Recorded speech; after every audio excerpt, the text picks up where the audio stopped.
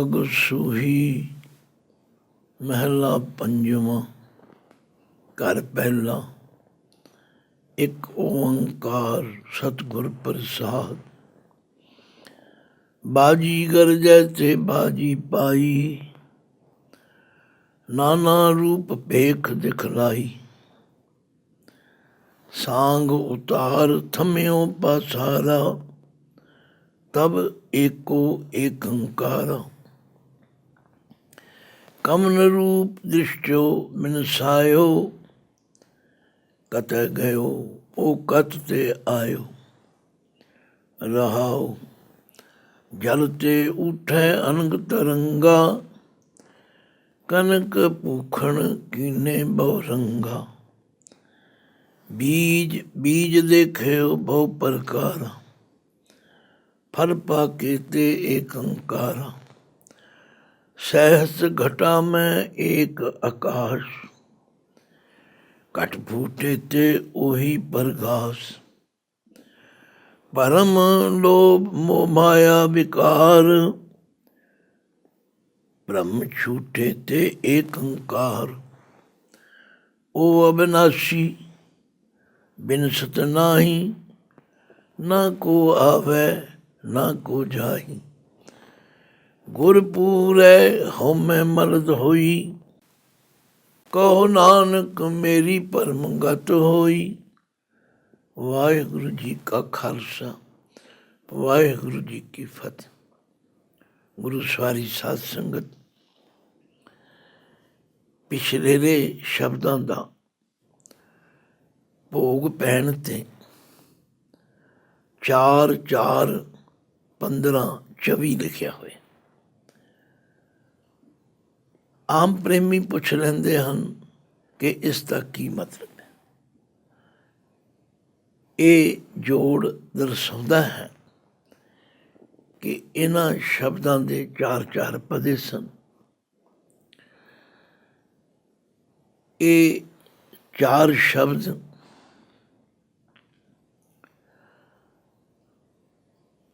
ਹੁਣ ਤੀਕਰ ਗੁਰੂ ਪਾਤਸ਼ਾਹ ਦੇ ਆਏ 15 ਸ਼ਬਦ ਗੁਰੂ ਰਾਮਦਾਸ ਜੀ ਦੇ ਹਨ ਤੇ 9 ਸ਼ਬਦ ਗੁਰੂ ਨਾਨਕ ਦੇਵ ਜੀ ਦੇ ਹਨ। ਇਹਨਾਂ ਦਾ ਜੋੜ 24 ਹੈ। ਇਹ 4/4/15/24 ਇਸ ਗੱਲ ਦਾ ਸੂਚਕ ਹੈ ਕਿ ਹੁਣ ਤੀਕਰ ਸੂਹੀ ਰਾਗ ਵਿੱਚ 24 ਸ਼ਬਦ ਆ ਚੁੱਕੇ ਹਨ। ਹੁਣ ਇਸ ਤੋਂ ਅੱਗੇ ਪੰਜਵੇਂ ਪਾਤਸ਼ਾਹ ਦੀ ਬਾਣੀ ਆਰੰਭ ਹੋ ਰਹੀ। ਸਿਰਲੇਖ ਹੈ ਰਾਗ ਸੂਹੀ ਮਹਿਲਾ ਪੰਜਵਾਂ। ਘਰ ਪਹਿਲਾ। ਸੂਹੀ ਰਾਗ ਹੈ ਪੰਜਵੇਂ ਪਾਤਸ਼ਾਹ ਦੇ ਮੁਖਾਰਬਿੰਦ ਤੋਂ ਉਚਾਰਨ ਕੀਤੇ ਹੋਏ ਪਹਿਲੇ ਘਰ ਦੇ ਸ਼ਬਦਾਂ ਦੀ ਆਰੰਭਤਾ ਹੋ ਰਹੀ। ਇੱਕ ਓੰਕਾਰ ਸਤਿਗੁਰ ਪ੍ਰਸਾਦ। ਇਹ ਮੰਗਲਾਚਰਨ ਹੈ।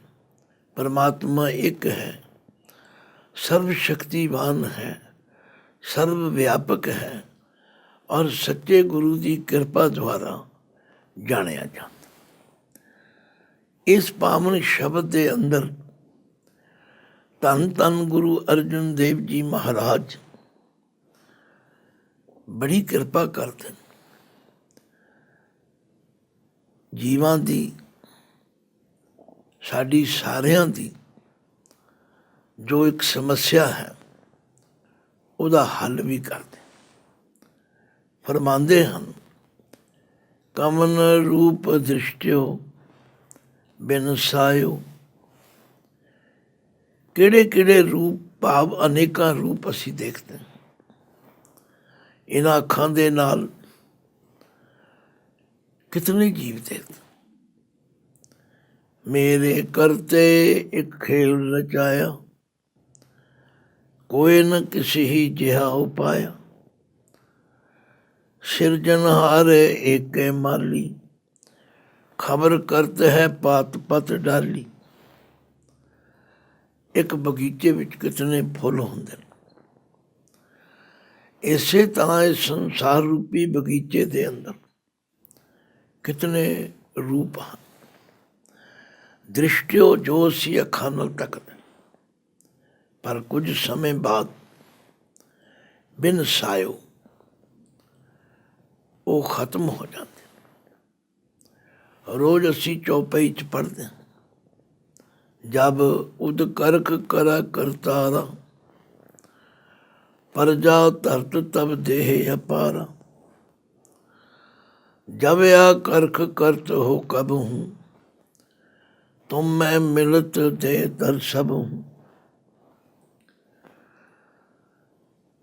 ਹੁਣ ਗੁਰੂ ਅਰਜਨ ਦੇਵ ਪਾਤਸ਼ਾਹ ਫਰਮਾਉਂਦੇ ਨੇ, ਮਨੁੱਖ ਮਨ ਦੇ ਅੰਦਰ ਇੱਕ ਸੋਚ ਪੈਦਾ ਹੋ ਜਾਂਦੀ,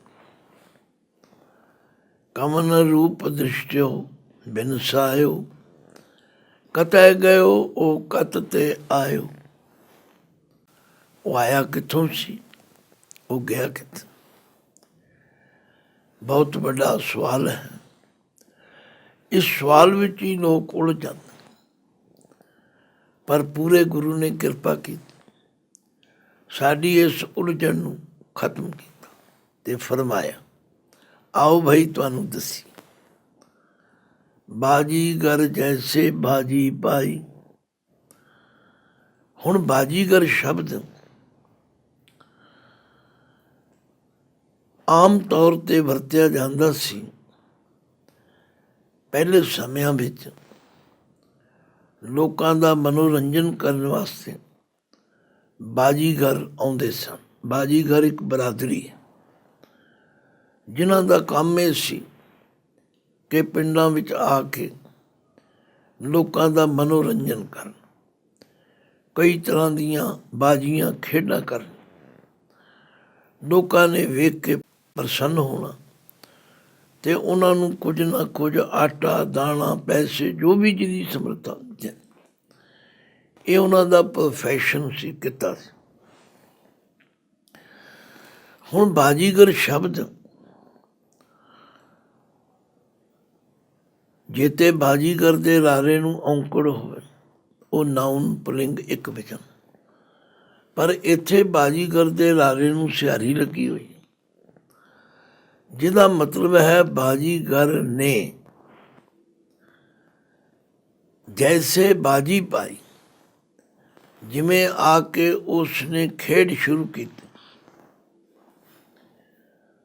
ਬਾਜੀਗਰ ਜੈਸੇ ਬਾਜੀ ਪਾਈ, ਨਾਨਾ ਰੂਪ ਭੇਖ ਦਿਖਲਾਈ। ਹੁਣ ਜਿਹੜਾ ਨਾਨਾ ਸ਼ਬਦ ਹੈ, ਮਾਤਾ ਦੇ ਪਿਤਾ ਨੂੰ ਵੀ ਨਾਨਾ ਕਿਹਾ ਜਾਂਦਾ, ਪਰ ਇੱਥੇ ਨਾਨਾ ਦਾ ਮਤਲਬ ਹੈ ਕਈ ਤਰ੍ਹਾਂ ਦੇ ਰੂਪ। ਤੇ ਜੇ ਅਖੀਰਲੇ ਨੰਨੇ ਦੇ ਪੈਰ ਵਿੱਚ ਇੱਕ ਲਕੀਰ ਲੱਗ ਜਾਏ, ਜਿਸ ਨੂੰ ਹਲੰਤ ਕਹਿੰਦੇ ਨੇ, ਉਹ ਫਿਰ ਨਾਨਾ ਹੋ ਜਾਂਦਾ। ਤੇ ਨਾਨਾ ਛੋਟੇ ਨੂੰ ਸੂਖਸ਼ਮ ਨੂੰ ਕਹਿੰਦੇ। ਇਹ ਧਿਆਨ ਰੱਖਣਾ, ਇੱਥੇ ਨਾਨਾ ਦਾ ਮਤਲਬ ਹੈ ਕਈ ਰੂਪ। ਬਾਜੀਗਰ ਜਿਵੇਂ ਬਾਜੀ ਪਾਉਂਦਾ ਹੈ, ਕਈ ਤਰ੍ਹਾਂ ਦੇ ਤਮਾਸ਼ੇ ਕਰਦਾ, ਕਦੇ ਕੁਝ ਬਣ ਜਾਂਦਾ ਹੈ, ਕਦੇ ਕੁਝ ਬਣ ਜਾਂਦਾ, ਕਦੇ ਕਿਹੋ ਜਿਹੀ ਬੋਲੀ ਬੋਲਦਾ, ਕਦੇ ਕਿਹੋ ਜਿਹੀ ਬੋਲਦਾ। ਬਾਜੀਗਰ ਜੈਸੇ ਬਾਜੀ ਪਾਈ, ਭਗਤ ਰਵਿਦਾਸ ਜੀ ਨੇ ਵੀ ਕਿਹਾ, ਭਗਤ ਕਬੀਰ ਜੀ ਨੇ ਕਿਹਾ, ਆਖਿਆ ਇਸ ਜਗਤ ਨੂੰ ਬਾਜੀ ਚੰਗੀ ਲੱਗੀ, ਮੈਨੂੰ ਬਾਜੀਗਰ ਚੰਗਾ ਲੱਗਾ। ਭਾਵ ਪਰਮਾਤਮਾ ਨੂੰ ਬਾਜੀਗਰ ਕਿਹਾ। ਕਉ ਰਵਿਦਾਸ ਬਾਜੀ ਜਗ ਭਾਈ, ਬਾਜੀਗਰ ਸਿਉ ਮੋਹਿ ਪ੍ਰੀਤ ਬਨ ਆਈ। ਸੰਸਾਰ ਦੇ ਲੋਕਾਂ ਨੂੰ ਬਾਜੀ ਚੰਗੀ ਲੱਗੀ, ਖੇਡ ਚੰਗੀ, ਪਰ ਮੈਨੂੰ ਬਾਜੀਗਰ ਚੰਗਾ ਲੱਗਦਾ। ਕਹਿਣ ਦਾ ਮਤਲਬ ਬਹੁ ਗਿਣਤੀ ਲੋਕ ਅਸੀਂ ਤੁਸੀਂ ਤਮਾਸ਼ੇ ਨੂੰ ਵੇਖ ਕੇ ਮਸਤ ਹੋ ਗਏ, ਪਰ ਭਗਤ ਜੀ ਕਹਿੰਦੇ ਮੈਂ ਤੇ ਤਮਾਸ਼ਾ ਕਰਨ ਵਾਲੇ ਨੂੰ ਦੇਖ। ਬਾਣੀ 'ਚ ਬਹੁਤ ਜਗ੍ਹਾ ਸਮਝਾਇਆ। ਚਿੱਤਰ ਬਚਿੱਤਰ ਇਹ ਅਵਜੇਰਾ, ਤਜ ਚਿੱਤਰ ਹੈ ਚਿਤਰਾਖ ਚ ਤੇਰਾ। ਆਖਿਆ ਸੰਸਾਰ ਇੱਕ ਬੜਾ ਬਚਿੱਤਰ ਚਿੱਤਰ, ਔਰ ਇਸ ਬਚਿੱਤਰ ਚਿੱਤਰ ਨੂੰ ਦੇਖ ਕੇ ਲੋਕ ਉਲਝ ਗਏ। ਭਗਤ ਜੀ ਕਹਿੰਦੇ ਮੇਰੀ ਸਲਾਹ ਮੰਨੋ, ਤਜ ਚਿੱਤਰ ਹੈ ਚਿਤਰਾਖ ਚ ਤੇਰਾ। ਚਿੱਤਰ ਦੇ ਚੱਕਰ ਵਿੱਚ ਨਾ ਪਵੋ, ਚਤੇਰੇ ਨੂੰ ਯਾਦ ਕਰੋ। ਆਮ ਤੌਰ 'ਤੇ ਕੀ ਹੁੰਦਾ, ਕਿਸੇ ਦੀ ਚਿੱਟੀ ਚਮੜੀ ਦੇਖੀ ਲੱਟੂ ਹੋ ਗਏ, ਬੜਾ ਸੋਹਣਾ। ਉਹ ਜਿਸ ਨੇ ਸੋਹਣਾ ਬਣਾਇਆ ਉਹਨੂੰ ਵੇਖੋ, ਪਰ ਉਧਰ ਕਿਸੇ ਦਾ ਧਿਆਨ ਨਹੀਂ ਜਾਂਦਾ। ਤਾਂ ਗੁਰੂ ਅਰਜਨ ਦੇਵ ਪਾਤਸ਼ਾਹ ਜੀ ਕਿਵੇਂ ਸਮਝਾਉਂਦੇ, ਕਹਿੰਦੇ ਬਾਜੀਗਰ ਜੈਸੇ ਬਾਜੀ ਪਾਈ, ਨਾਨਾ ਰੂਪ ਭੇਖ ਦਿਖਲਾਈ। ਜਿਵੇਂ ਬਾਜੀਗਰ ਆਉਂਦਾ ਹੈ, ਇੱਕ ਅੱਗੇ ਸ਼ਬਦ ਵੀ ਆਏਗਾ, ਬਾਜੀਗਰ ਡੰਕ ਬਜਾਈ, ਸਭ ਖਲਕ ਤਮਾਸ਼ੇ ਆਈ। ਬਾਜੀਗਰ ਸਵੰਗ ਸਕੇਲਾ, ਆਪਣੇ ਰੰਗ ਰਵੇ ਅਕੇਲਾ। ਪਰਮਾਤਮਾ ਨੂੰ ਇੱਕ ਬਾਜੀਗਰ ਕਿਹਾ ਸਾਨੂੰ ਸਮਝਾਉਣ ਵਾਸਤੇ। ਆਖਿਆ ਜਿਸ ਤਰ੍ਹਾਂ ਬਾਜੀਗਰ ਨੇ ਬਾਜੀ ਪਾਈ, ਕਈ ਰੂਪ ਧਾਰਨ ਕਰਕੇ ਉਸਨੇ ਭੇਖ ਦਿਖਲਾਈ, ਲੋਕਾਂ ਦਾ ਮਨੋਰੰਜਨ ਕੀਤਾ। ਸਾਂਗ ਉਤਾਰ ਥੰਮਿਓ ਪਾਸਾਰਾ, ਹੁਣ ਜਿਹੜਾ ਉਸਨੇ ਨਕਲੀ ਰੂਪ ਧਾਰਨ ਕੀਤਾ ਸੀ ਉਹ ਲਾ ਦਿੱਤਾ, ਥੰਮਿਓ ਪਾਸਾਰਾ। ਤੇ ਜਿਤਨਾ ਖਲਾਰਾ ਉਸਨੇ ਕੀਤਾ ਸੀ ਉਹ ਸੰਕੋਚ ਲਿਆ। ਤਬ ਏਕੋ ਏਕ ਅੰਕਾਰਾ, ਤੇ ਹੁਣ ਉਹ ਬਾਜੀਗਰ ਇਕੱਲਾ ਹੀ ਰਹੇ। ਇਸੇ ਤਰ੍ਹਾਂ ਪਰਮਾਤਮਾ ਨੇ ਇਹ ਸੰਸਾਰ ਰੂਪੀ ਬਾਜੀ ਪਾਈ। ਜਦੋਂ ਉਹਦਾ ਜੀਅ ਕਰਦਾ ਉਹ ਨਾਨਾ ਪ੍ਰਕਾਰ ਦੀ ਰਚਨਾ ਕਰਦਾ। ਦੇਖੋ ਤੁਸੀਂ, ਬਰਸਾਤ ਨਾ ਹੋਵੇ ਡੱਡੂ ਕਿਤੇ ਨਜ਼ਰ ਨਹੀਂ ਆਉਂਦਾ, ਬਰਸਾਤ ਹੋ ਜਾਏ ਡੱਡੂ ਹੀ ਡੱਡੂ ਪੈਦਾ ਹੋ ਜਾਂਦਾ, ਮੱਛਰ ਹੀ ਮੱਛਰ ਪੈਦਾ ਹੋ ਜਾਂਦੇ, ਕਈ ਗੰਡੋਏ ਪੈਦਾ ਹੋ ਜਾਂਦੇ, ਗਿਣਤੀ ਨਹੀਂ ਹੈਗੀ। ਬਸ ਇਹ ਸੰਸਾਰ ਇੱਕ ਬਾਜੀ, ਬਾਜੀਗਰ ਜੈਸੇ ਬਾਜੀ ਪਾਈ, ਨਾਨਾ ਰੂਪ ਭੇਖ ਦਿਖਲਾਈ। ਸਾਂਗ ਉਤਾਰ ਥੰਮਿਓ ਪਾਸਾਰਾ। ਪਰ ਜਦੋਂ ਬਾਜੀਗਰ ਦੇ ਮਨ ਵਿੱਚ ਆਇਆ, ਉਹਨੇ ਉਹ ਸਾਰਾ ਖੇਡ ਖਤਮ ਕਰਕੇ ਝੋਲੇ ਵਿੱਚ ਪਾ ਲਿਆ। ਭਾਵ ਉਹ ਖਲਾਰਾ ਰੋਕ ਦਿੱਤਾ। ਤਬ ਏਕੋ ਏਕ ਅੰਕਾਰਾ, ਫਿਰ ਉਹ ਇਕੱਲਾ ਹੀ ਰਹਿ ਗਿਆ। ਇਸੇ ਤਰ੍ਹਾਂ ਇਹ ਦੁਨੀਆ ਦੇ ਲੋਕੋ, ਇਹ ਦੁਨੀਆ ਦੀ ਜਿਹੜੀ ਰਚਨਾ ਹੈ ਇਹ ਉਸ ਪਰਮਾਤਮਾ ਨੇ ਬਣਾਈ ਹੈ।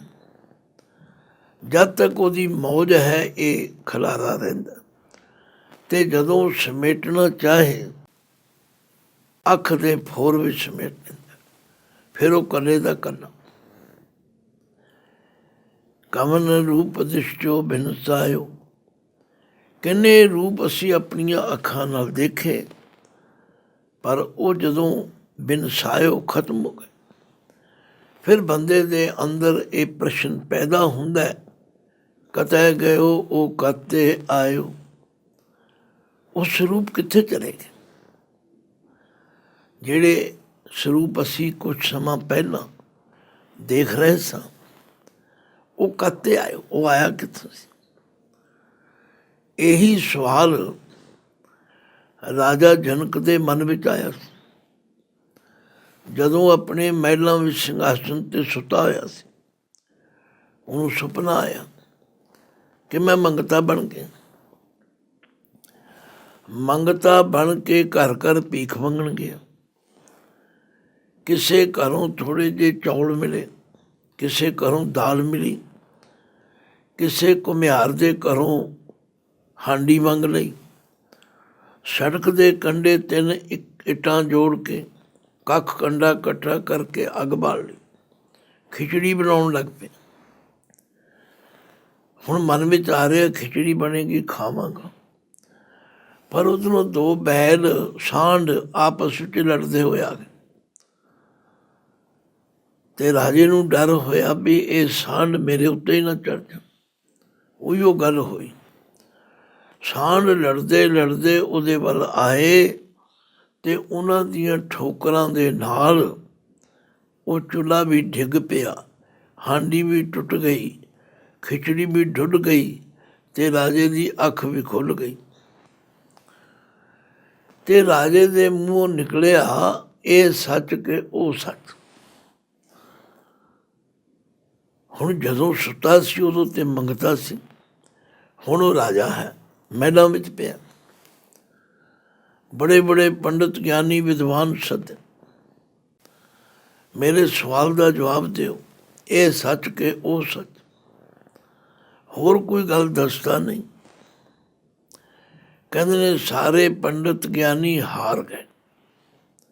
ਰਾਜਾ ਬੜਾ ਹੈਰਾਨ ਹੈ, ਕਾਹਦੇ ਪੰਡਿਤ ਹੋ ਤੁਸੀਂ, ਕਾਹਦੇ ਗਿਆਨੀ ਹੋ ਤੁਸੀਂ? ਮੈਂ ਉਦੋਂ ਤੱਕ ਤੁਹਾਨੂੰ ਘਰ ਨਹੀਂ ਜਾਣ ਦਿਆਂਗਾ ਜਦ ਤੱਕ ਤੁਸੀਂ ਮੇਰੇ ਸਵਾਲ ਦਾ ਜਵਾਬ ਨਹੀਂ ਦਿਓ। ਪੰਡਿਤ ਬੜੇ ਦੁਖੀ। ਕਹਿੰਦੇ ਨੇ ਸਮੇਂ ਦੇ ਮਹਾਂਪੁਰਖ ਅਸ਼ਟਾਵਕਰ ਜੀ ਆਏ। ਲੰਬੀ ਗੱਲ ਨਾ ਕਰੀਏ, ਉਹਨਾਂ ਨੇ ਪੁੱਛਿਆ, ਰਾਜਾ ਕੀ ਸਵਾਲ ਹੈ ਤੇਰਾ? ਹਾਂ ਜੀ, ਮੇਰਾ ਸਵਾਲ ਹੈ ਇਹ ਸੱਚ ਕਿ ਉਹ ਸੱਚ। ਅਸ਼ਟਾਵਕਰ ਜੀ ਕਹਿਣਗੇ, ਰਾਜਾ ਇਹਦਾ ਜਵਾਬ ਤੇ ਬੜਾ ਸੌਖਾ ਹੈ, ਜੈਸਾ ਇਹ ਵੈਸਾ ਵੋ, ਜੈਸਾ ਵੋ ਤੈਸਾ ਇਹ। ਆਦਾ ਮਹਾਰਾਜ ਕੁਝ ਸਮਝਾਈਏ ਪਰ ਖੋਲ ਕੇ ਸਮਝਾਓ। ਕਹਿੰਦੇ ਤੂੰ ਆਪਣੀ ਗੱਲ ਵੀ ਖੋਲ ਕੇ ਸਮਝਾ। ਹੁਣ ਰਾਜੇ ਨੂੰ ਦੱਸਣਾ ਪਿਆ ਕਿ ਮੈਂ ਮਹਿਲਾਂ ਵਿੱਚ ਸੁੱਤਾ ਪਿਆ ਸੀ, ਸੁਪਨੇ ਵਿੱਚ ਮੈਂ ਇਹ ਕੁਝ ਦੇਖਿਆ, ਜਦੋਂ ਜਾਗਿਆ ਤੇ ਕੁਝ ਵੀ ਨਹੀਂ ਸੀ। ਬਾਣੀ ਵਿੱਚ ਵੀ ਲਿਖਿਆ, ਨਰਪਤ ਏਕ ਸਿੰਘਾਸਨ ਸੋਇਆ, ਸੁਪਨੇ ਪਿਆ ਭਿਖਾਰੀ, ਅਛਤ ਰਾਜ ਵਿਚਰਤ ਦੁਖ ਪਾਇਆ, ਸੋ ਗਤ ਪਈ ਹਮਾਰੀ। ਤਾਂ ਗੁਰੂ ਮਹਾਰਾਜ ਸਾਨੂੰ ਇਸ ਉਲਝਣ ਵਿੱਚੋਂ ਕੱਢਦੇ, ਸਮਝਾਉਂਦੇ ਨੇ। ਭਾਈ ਜਦੋਂ ਇਹ ਖੇਡ ਤਮਾਸ਼ਾ ਨਹੀਂ ਸੀ ਉਦੋਂ ਵੀ ਉਹ ਪਰਮਾਤਮਾ ਸੀ, ਤੇ ਜਦੋਂ ਖੇਡ ਤਮਾਸ਼ਾ ਖਤਮ ਹੋ ਗਿਆ ਉਦੋਂ ਵੀ ਪਰਮਾਤਮਾ। ਕਮਨ ਰੂਪ ਦਿਸ਼ਟੋ ਬਿਨ ਤਾਇਓ, ਕਤੈ ਗਇਓ ਉਹ ਕਤ ਤੇ ਆਇਓ ਰਹਾਓ। ਲਓ ਹੁਣ ਹੋਰ ਮਿਸਾਲ ਦੇ ਕੇ ਸਮਝਾਉਂਦਾ। ਜਲ ਤੇ ਉਠੈ ਅਨਕ ਤਰੰਗਾ, ਪਾਣੀ ਵਿੱਚੋਂ ਕਿਤਨੀਆਂ ਲਹਿਰਾਂ ਉੱਠਦੀਆਂ ਹਨ। ਜਦੋਂ ਲਹਿਰਾਂ ਨਹੀਂ ਸੀ ਉੱਠੀਆਂ ਪਾਣੀ ਸੀ, ਜਦੋਂ ਲਹਿਰਾਂ ਉੱਠ ਕੇ ਫਿਰ ਪਾਣੀ ਵਿੱਚ ਸਮਾ ਜਾਣਗੀਆਂ ਪਾਣੀ ਸੀ। ਕਨਕ ਭੂਖਣ ਕੀਨੇ ਬਹੁ ਰੰਗਾ, ਇੱਕ ਸੋਨੇ ਦੀ ਡਲੀ ਵਿੱਚੋਂ ਸੁਨਿਆਰਾ ਕਈ ਰੰਗਾਂ ਦੇ, ਕਈ ਆਕਾਰ ਦੇ ਗਹਿਣੇ ਬਣਾ ਦਿੰਦਾ, ਕਈ ਨਾਮ ਰੱਖ ਦਿੰਦਾ, ਪਰ ਹੈ ਤੇ ਉਹ ਸੋਨਾ ਹੀ। ਜੇ ਉਹਨਾਂ ਨੂੰ ਗਾਲ ਦਿੱਤਾ ਜਾਏ, ਢਾਲ ਦਿੱਤਾ ਜਾਏ, ਫਿਰ ਸੋਨਾ। ਬੀਜ ਬੀਜ ਦੇਖਿਓ ਬਹੁ ਪ੍ਰਕਾਰਾ। ਸਾਧ ਸੰਗਤ, ਗੁਰਬਾਣੀ ਦੀਆਂ ਲਗਾ ਮਾਤਰਾਂ ਨੂੰ ਸਮਝਣਾ ਬੜਾ ਮਹੱਤਵਪੂਰਨ। ਦੇਖੋ ਦੋ ਅੱਖਰ ਆਏ ਨੇ, ਬੀਜ ਬੀਜ। ਇੱਕ ਬੀਜ ਦੇ ਜੱਜੇ ਨੂੰ ਔਂਕੜ ਹੈ, ਇੱਕ ਬੀਜ ਦੇ ਜੱਜੇ ਨੂੰ ਸਿਆਰੀ ਹੈ। ਉਚਾਰਨ ਦੋਹਾਂ ਦਾ ਬੀਜ ਹੈ, ਪਰ ਜਿਹੜਾ ਬੀਜ ਔਂਕੜ ਵਾਲਾ ਉਹ ਨਾਊਨ ਪੁਲਿੰਗ ਇੱਕ ਵਚਨ ਹੈ। ਜਿਹੜਾ ਬੀਜ ਜੱਜੇ ਨੂੰ ਸਿਆਰੀ ਵਾਲਾ ਬੀਜ ਕੇ, ਬੀਜਣ ਦੀ ਕਿਰਿਆ ਕੀ। ਬੀਜ ਬੀਜ ਦੇਖਿਓ ਬਹੁ ਪ੍ਰਕਾਰਾ, ਫਲ ਪਾ ਕੇ ਤੇ ਏਕ ਓਂਕਾਰਾ। ਆਖਿਆ ਜਦੋਂ ਫਲ ਪੱਕ ਕੇ ਤਿਆਰ ਹੋ ਜਾਂਦਾ ਉਹ ਫਿਰ ਬੀਜ ਬਣ ਜਾਂਦਾ। ਲਓ ਹੁਣ 3 ਮਿਸਾਲਾਂ ਦੇ ਕੇ ਗੁਰੂ ਸਾਹਿਬ ਨੇ ਸਮਝਾਇਆ। ਜਲ ਤੇ ਊਠੇ ਅਨਕ ਤਰੰਗਾ, ਕਨਕ ਭੂਖਣ ਕੀਨੇ ਬਹੁ ਰੰਗਾ। ਬੀਜ ਬੀਜ ਦੇਖਿਓ ਬਹੁ ਪ੍ਰਕਾਰਾ, ਫਲ ਪਾ ਕੇ ਤੇ ਏਕ ਓਂਕਾਰਾ। ਬੜੀਆਂ ਸੌਖੀਆਂ ਮਿਸਾਲਾਂ ਦਿੱਤੀਆਂ ਨੇ, ਸਿਰਫ ਧਿਆਨ ਦੇਣ ਦੀ ਲੋੜ ਹੈ। ਬੀਜ ਬੀਜਣ ਤੋਂ ਪਹਿਲਾਂ ਬੀਜ ਹੈ, ਜਦੋਂ ਬੀਜਿਆ ਜਾਂਦਾ ਉਹਦੇ ਵਿੱਚੋਂ ਅੰਕੁਰ ਫੁੱਟਦਾ, ਉਸੇ ਅੰਕੁਰ ਤੋਂ ਪੱਤੇ ਬਣਦੇ ਨੇ, ਫੁੱਲ ਬਣਦੇ ਨੇ, ਫਲ ਬਣਦੇ ਨੇ। ਉਹੀ ਫਲ ਪੱਕ ਕੇ ਫਿਰ ਬੀਜ ਬਣ ਜਾਂਦਾ। ਹੁਣ ਹੋਰ ਮਿਸਾਲ ਦਿੰਦੇ ਨੇ, ਸਾਹਸ ਘਟਾ ਮੈਂ ਏਕ ਆਕਾਸ।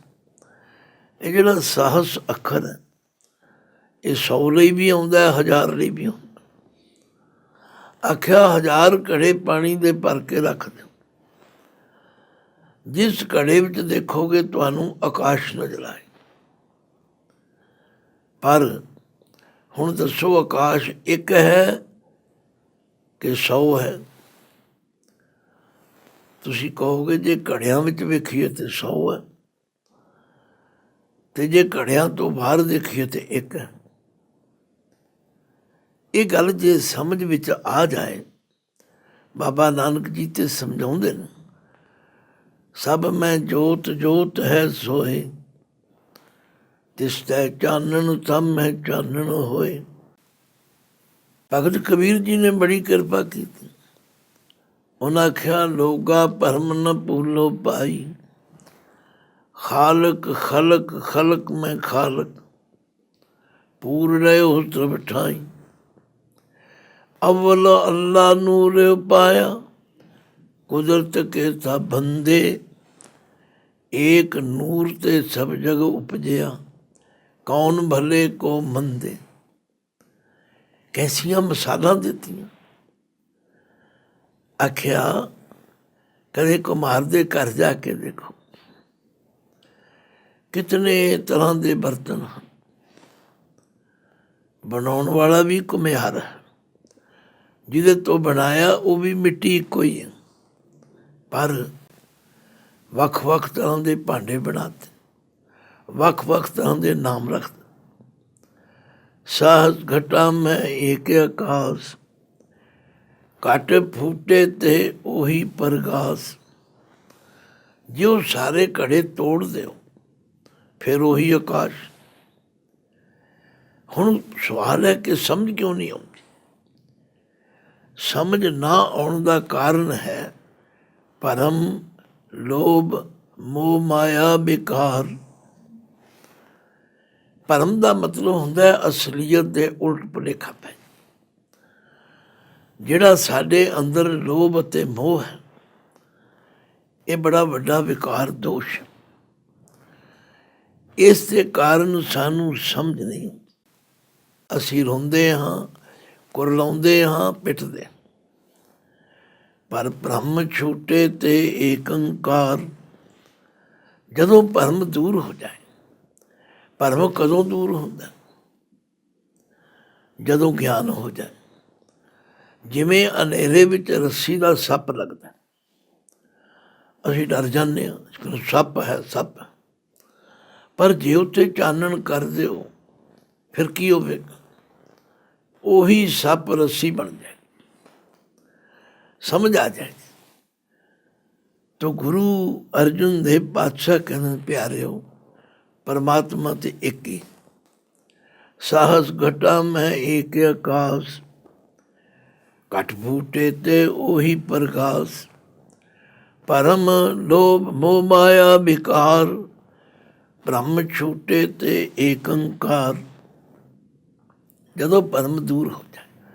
ਹੁਣ ਦੇਖੋ ਪਹਿਲੀ ਪੰਕਤੀ 'ਚ ਭਰਮ ਹੈ, ਪੱਬਾ ਰਾਰਾ ਮੰਮਾ ਪਰ। ਅਗਲੀ ਪੰਕਤੀ ਵਿੱਚ ਹੈ ਭ੍ਰਮ। ਉੱਥੇ ਪੂਰਾ ਰਾਰਾ ਬੋਲਣਾ, ਇੱਥੇ ਪੈਰ 'ਚ ਰਾਰਾ ਬੋਲਣਾ, ਅਰਥ ਇੱਕੋ ਹੀ ਨਹੀਂ। ਭ੍ਰਮ ਛੂਟੇ ਤੇ ਏਕ ਓਂਕਾਰ। ਜਦੋਂ ਭਰਮ ਦੂਰ ਹੋ ਜਾਏ ਫਿਰ ਸਮਝ ਆ ਜਾਂਦੀ ਕਿ ਪਰਮਾਤਮਾ ਇੱਕੋ। ਤੋ ਅਖੀਰ ਵਿੱਚ ਮਹਾਰਾਜ ਕਹਿੰਦੇ ਭਾਈ ਪਿਆਰਿਓ, ਉਹ ਅਬਿਨਾਸੀ ਬਿਨਸਤ ਨਾਹੀ।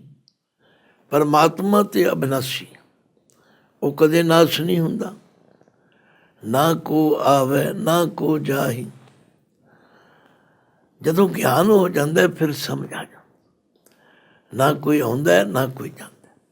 ਇਹ ਤਾਂ ਬਾਜੀਗਰੀ ਦਾ ਤਮਾਸ਼ਾ ਹੈ। ਗੁਰਪੂਰੈ ਹਉਮੈ ਮਲਤ ਹੋਈ। ਗੁਰ ਦੇ ਰਾਰੇ ਨੂੰ ਸਿਆਰੀ ਹੈ, ਪੂਰੇ ਦੇ ਰਾਰੇ ਨੂੰ ਦੋ ਲਾਵਾਂ। ਗੁਰੂ ਪੂਰੇ ਨੇ ਜਦੋਂ ਆਪਣੇ ਉਪਦੇਸ਼ ਦੁਆਰਾ ਹਉਮੈ ਮਲਤ ਹੋਈ, ਹਉਮੈ ਦੀ ਲੱਗੀ ਹੋਈ ਮੈਲ ਧੋ ਦਿੱਤੀ। ਕਹੋ ਨਾਨਕ ਮੇਰੀ ਪਰਮ ਗਤ ਹੋਈ। ਨਾਨਕ ਜੀ ਫਰਮਾਉਂਦੇ ਫਿਰ ਮੇਰੀ ਗਤ ਅਵਸਥਾ ਪਰਮ ਉੱਚੀ ਹੋ ਗਈ, ਕਿਉਂਕਿ ਸਮਝ ਆ ਗਈ। ਦੇਖੋ ਹਨੇਰੇ ਤੇ ਚਾਨਣ ਵਿੱਚ ਕਿੰਨਾ ਫਰਕ ਹੈ, ਸਮਝ ਵਿੱਚ ਤੇ ਨਾ ਸਮਝ ਵਿੱਚ ਕਿੰਨਾ ਫਰਕ ਹੈ। ਤਾਂ ਗੁਰੂ ਅਰਜਨ ਦੇਵ ਪਾਤਸ਼ਾਹ ਨੇ ਕਿਰਪਾ ਕੀਤੀ, ਸਮਝਾਇਆ ਏਕੋ ਹੈ ਭਾਈ ਏਕੋ ਹੈ, ਸਾਹਿਬ ਮੇਰਾ ਏਕੋ ਹੈ। ਪਰ ਇਹ ਉਸ ਇੱਕ ਦੀ ਖੇਡ ਹੈ। ਇਹ ਸਾਰਾ ਸੰਸਾਰ ਉਹਦੇ ਹੁਕਮ ਵਿੱਚ ਪੈਦਾ ਹੋਇਆ ਔਰ ਉਹਦੇ ਹੁਕਮ ਵਿੱਚ ਹੀ ਇਹ ਲੈ ਹੋ ਜਾਂਦਾ। ਵਾਹਿਗੁਰੂ ਜੀ ਕਾ ਖਾਲਸਾ, ਵਾਹਿਗੁਰੂ ਜੀ ਕੀ ਫਤਿਹ।